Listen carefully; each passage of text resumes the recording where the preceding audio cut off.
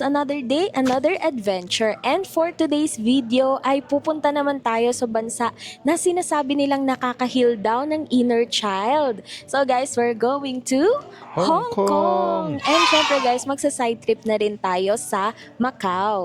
Last time check, it's 1:30 PM na and nandito na kami sa NAIA Terminal 3 and nakalagpas na nga pala kami ng immigration. By the way guys, kumain na nga pala kami dun sa labas before pa kami pumasok ng immigration since maraming restaurant dun sa labas compared dito sa loob. And as per checking, estimated time travel namin ay 2 hours and 25 minutes Manila to Hong Kong.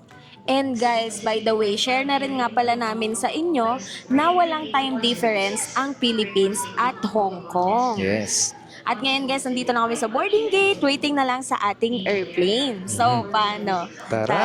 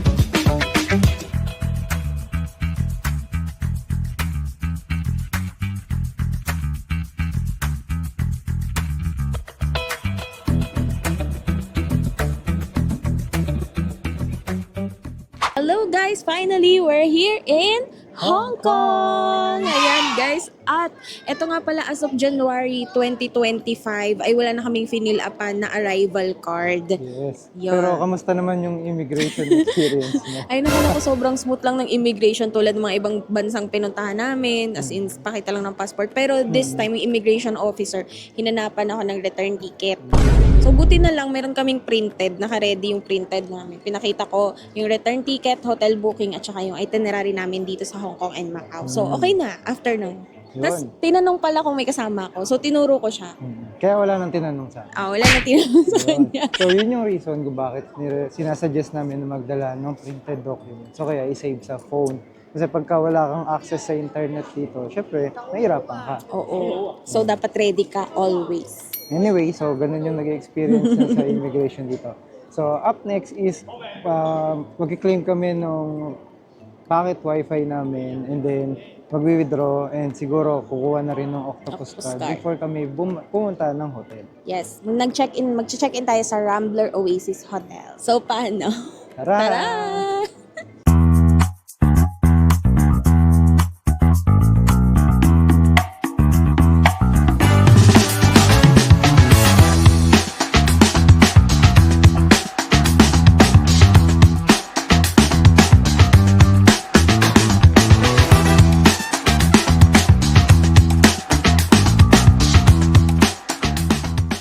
Okay guys, nakapag-claim na si Rina ng packet wifi na ibinok namin via Klook.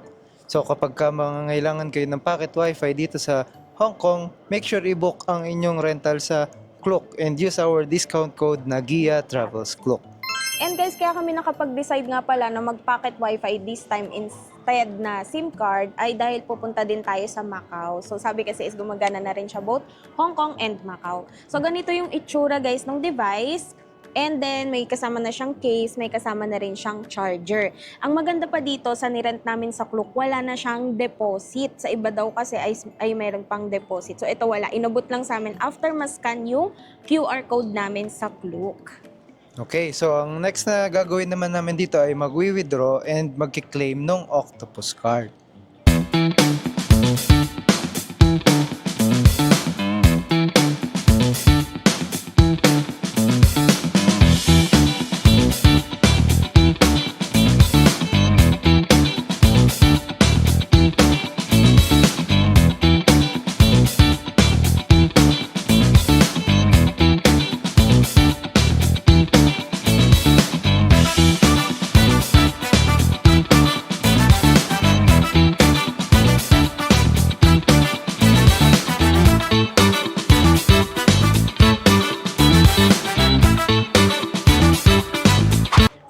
guys, tapos na kami mag-withdraw dito sa Bank of China sa Hong Kong International Airport. By the way guys, nandito yan sa 7th floor.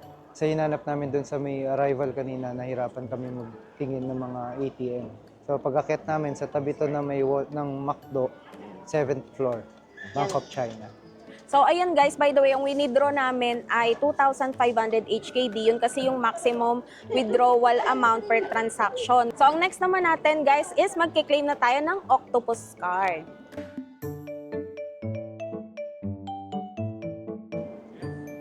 Hello sir, for Octopus card pick up. So ayun na nga guys, na-claim na natin ang ating Octopus card. Again, preloaded na to ng 50 HKD per card. By the way guys, binook namin to via Klook for 700 plus pesos lang. Katabi lang pala siya nung pinagkuhanan namin ng kanina, packet wifi. Kaya nga, lumuyo pa kami. Kasi ang nakalagay guys is OBS pala. Hindi pala talagang logo ng Octopus. OBS yung nakalagay doon sa pagkiklaiman. Okay, so pagka kiklaim nyo yung packet wifi, isabay nyo na rin ng pag-claim yung Octopus card. Isabay Tsaka nyo, kayo katabi lang mag-withdraw. sila. So, Ayan. total, since via Klook siya, QR code na lang naman yung ipe-present nyo. Sobrang dali lang. QR scan lang, tapos na, abot na nila. Tapos yun guys, by the way, ito ay nagagamit nga pala sa mga train, sa MTR nila, sa bus, at saka sa mga restaurants. Okay, so since cleared na tayo sa ating mga kukunin dito sa airport, ngayon naman ay pupunta na tayo sa ating hotel. Yay! So ang task is humanap ng bus station Yes. Ayan. papunta doon. So mag-check lang kami via Google Maps kasi nandun din naman lahat ng instruction. Yes. So tara na sa Rambler Oasis Hotel! Let's go!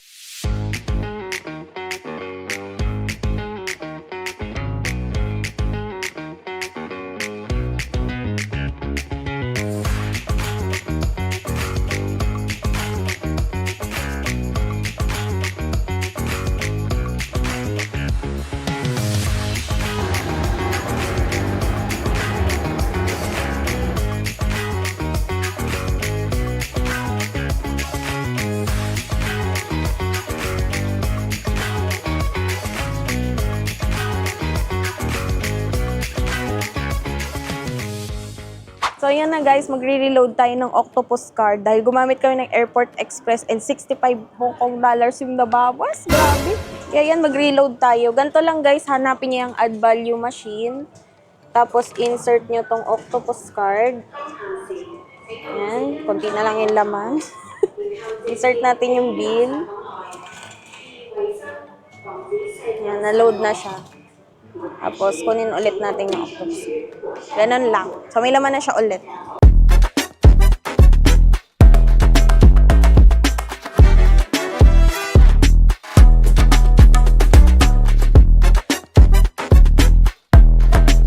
Nasa minibus na kami guys, papunta sa Rambler Oasis Hotel. And nakaltasan kami ng $65.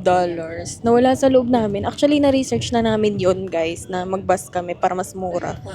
In-attempt kami dun sa Airport Medyo masasel lang Express. talaga kung hindi tayo mag-trip. Oo, kasi lalabas, tatawid. Ganyan. Anyways, moving on. It's okay, charge to experience. So kayo guys, kung nagbabala kayo mag-Airport Express, yun, medyo mahal talaga siya. $65 each yung nakalta sa amin. Isang stop lang yun.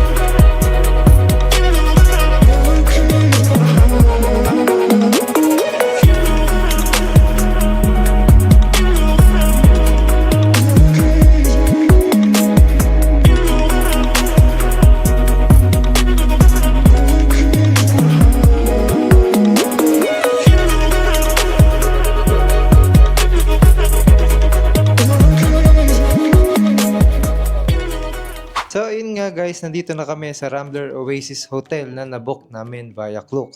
Ang na-assign sa amin na room ay nasa 23rd floor.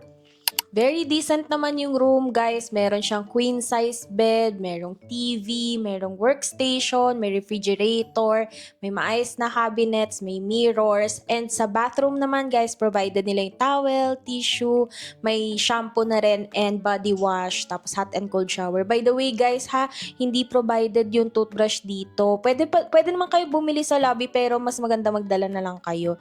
And guys, walang bidet ang CR, kaya kung gusto nyo magdala ng portable tabo for the go.